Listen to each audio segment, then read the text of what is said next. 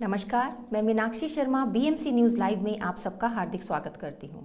आज के हिंदी समाचारों के प्रायोजक हैं अल हिलाल हॉस्पिटल एंड मेडिकल सेंटर्स। सबसे पहले एक नजर आज के मुख्य समाचारों पर। संयुक्त राष्ट्र के शीर्ष अधिकारी ने बहरीन के कोविड योद्धाओं की करी प्रशंसा। बहरीन के 22 रेस्टोरेंट कैफे कोविड-19 प्रोटोकॉल के उल्लंघन में पाए गए। अबू धाबी पर दागी गई 2 मिसाइलों को यूएई ने हवा में मार गिराया। दिल्ली में कोरोना के मामलों में कमी जारी। कोरोना के खात्मे के दावों के बीच डब्ल्यूएचओ ने दी बड़ी चेतावनी।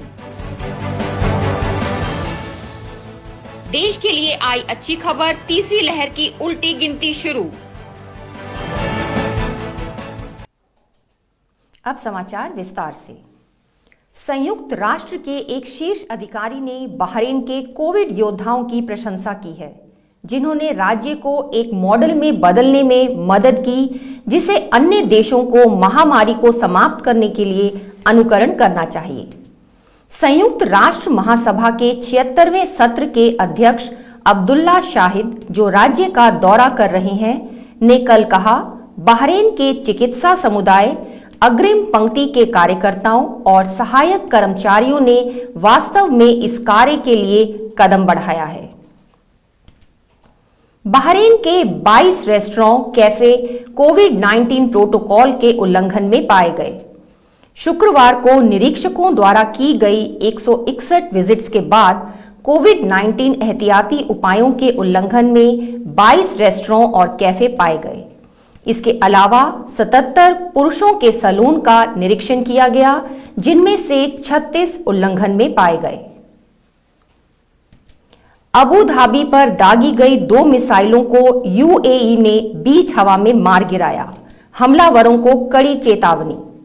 संयुक्त अरब अमीरात यूएई ने राजधानी अबू धाबी को निशाना बनाने के लिए हूती विद्रोही समूह द्वारा दागी गई 2 बैलिस्टिक मिसाइलों को सोमवार तड़के बीच में ही रोक दिया और नष्ट कर दिया। यूएई के रक्षा मंत्रालय ने ये जानकारी दी है।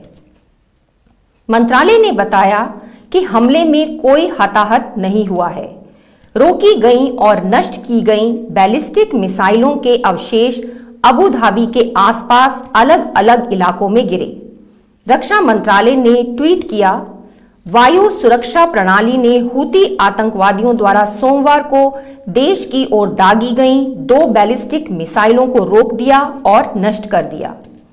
सरकारी संवाद समिति WAM की एक खबर के अनुसार मंत्रालय ने कहा कि यूएई किसी भी तरह के खतरे से निपटने के लिए तैयार है और देश को सभी तरह के हमलों से बचाने के लिए सभी आवश्यक कदम उठाए गए हैं।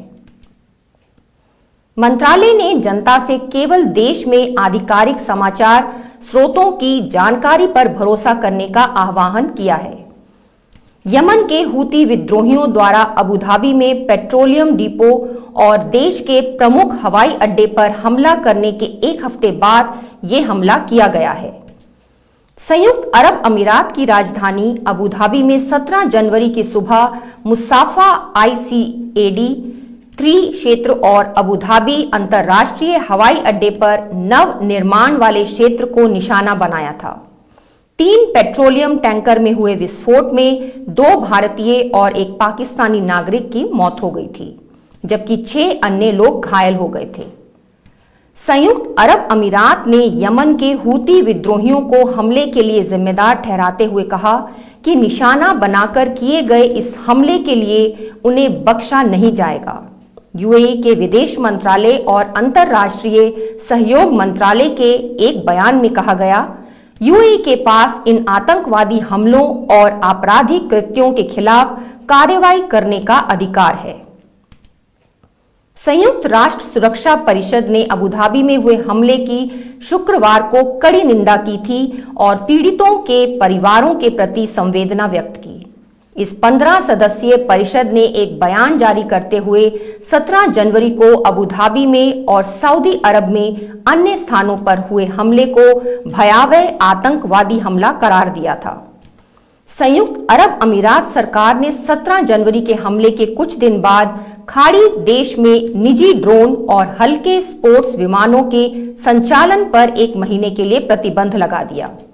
बयान के अनुसार प्रतिबंध में हवाई एवं समुद्र स्थलों को भी शामिल किया गया है। यमन के हूती विद्रोहियों ने इस हफ्ते की जिम्मेदारी ली थी। विद्रोहियों ने इस हमले की जिम्मेदारी ली थी। यूएई यमन में सऊदी के नेतृत्व वाले गठबंधन का हिस्सा है जो हूती विद्रोहियों का मुकाबला कर रहा है। अब प्रस्तुत है अल हिलाल हॉस्पिटल एंड मेडिकल सेंटर्स द्वारा जारी बहरीन के Covid updates. COVID updates brought to you by Al Hilal Hospital and Medical Centers.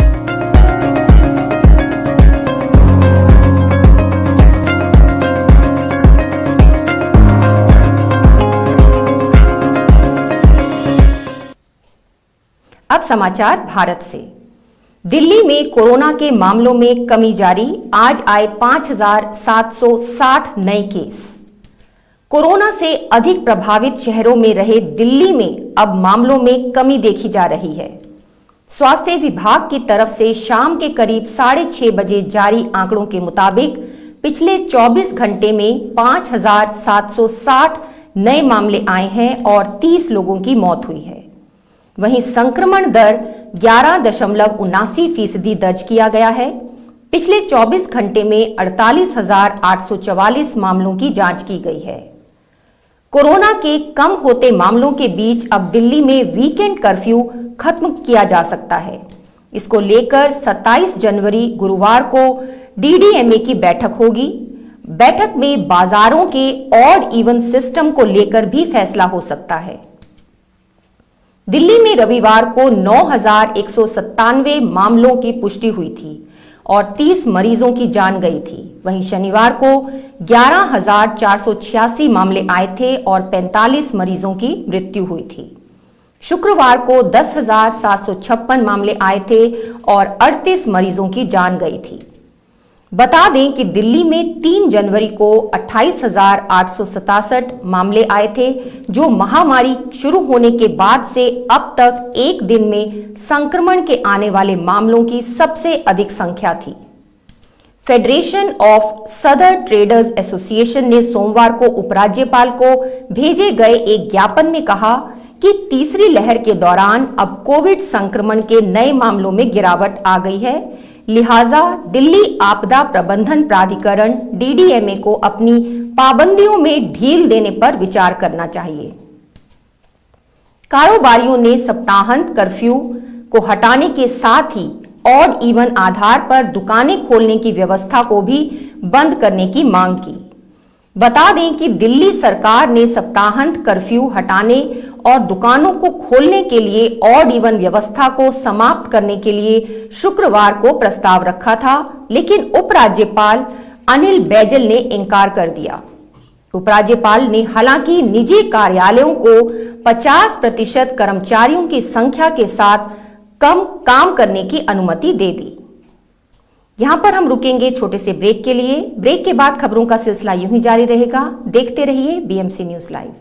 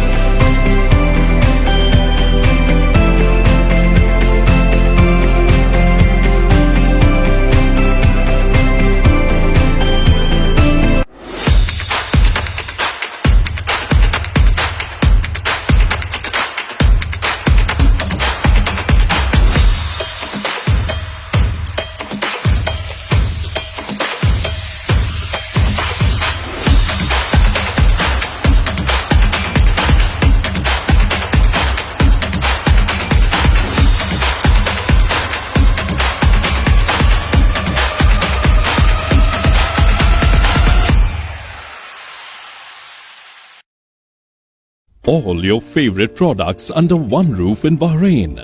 At 27-year-old Megamart and Macromart. Bakery.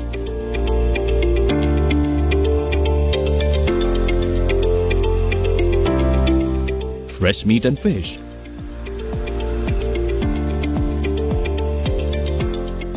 Fruits and vegetables.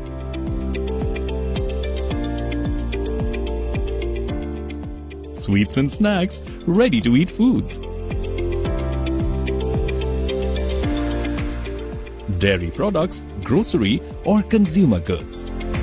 To have a wonderful shopping experience, please visit your nearest Megamart Macromart branch. Megamart and Macromart, full of goodness.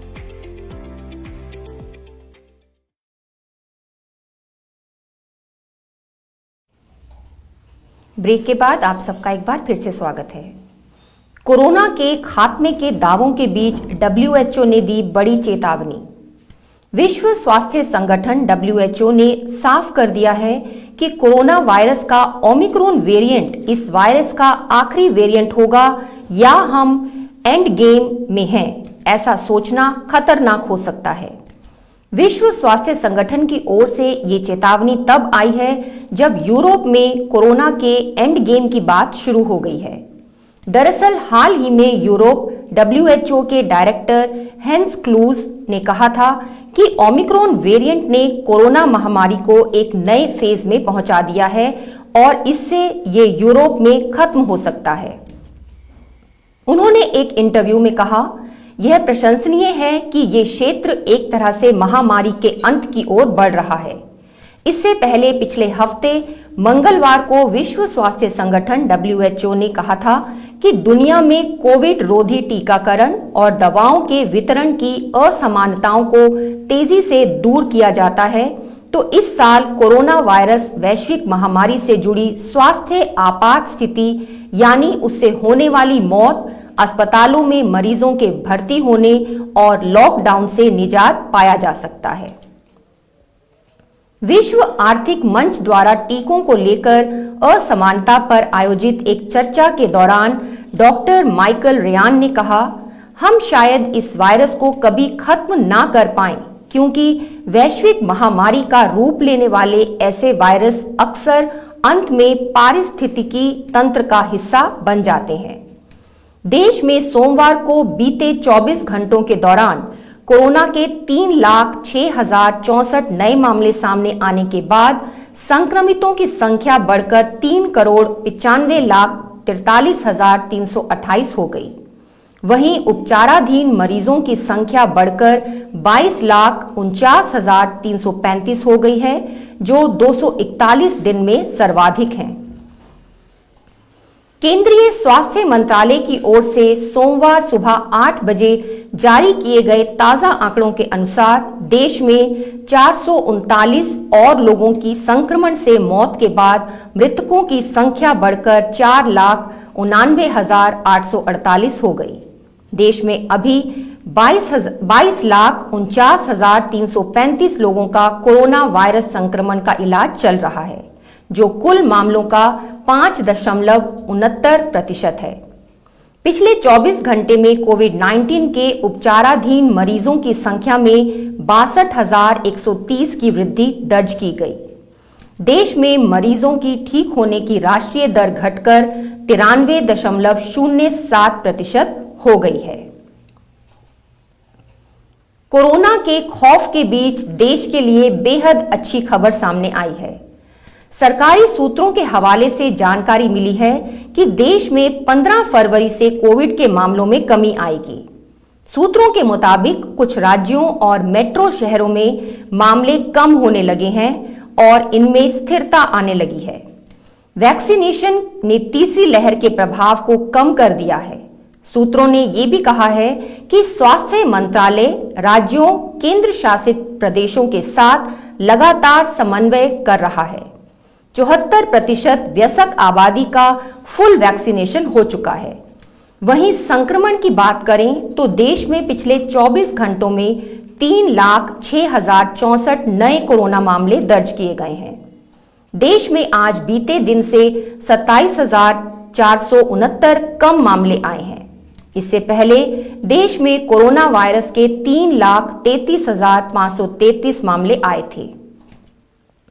अच्छी बात यह है कि पिछले 24 घंटों में 2,43,495 ठीक हो गए, लेकिन अभी भी 22,49,335 लोग कोरोना वायरस से संक्रमित हैं।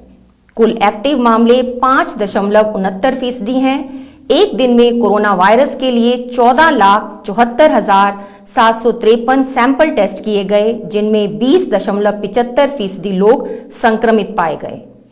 पिछले दिन की तुलना में कोरोना मामलों में 8% की कमी आई है। पॉजिटिविटी रेट 17.78% से बढ़कर 20.75% हो गया है। इसी के साथ आज के समाचार यहीं समाप्त होते हैं। हम जब कहीं किसी का अच्छा कर रहे होते हैं, तब हमारे लिए भी कहीं कुछ अच्छा हो रहा होता है। इसी विचार के साथ मैं आप सबसे विदा लेती हूं। अपना और अपने परिवार का ख्याल रखिए, स्वस्थ रहिए, सुरक्षित रहिए। कल आप सबसे फिर मुलाकात होगी इसी समय इसी चैनल पर। तब तक के लिए शुभ रात्रि।